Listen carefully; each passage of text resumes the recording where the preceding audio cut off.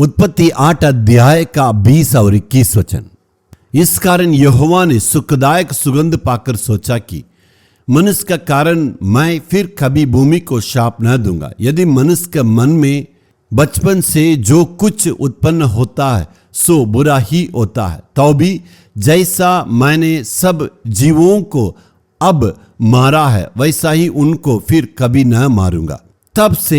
अब से जब तक पृथ्वी बनी रहेगी तब तक बोने और काटने का समय, ठंड और तपन, धूपकाल और शीतलकाल, दिन और रात निरंतर होते चले जाएंगे। एफेसियों 5:2 में मसीह अपने आप को कुर्बान किया, क्योंकि प्रेम, हम भी एक दूसरे से ऐसे ही प्रेम करना है।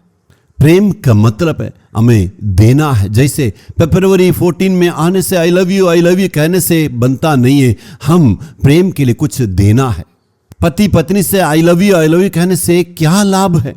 पत्नी पति से आई लव यू कहने से वहां क्या लाभ होगा?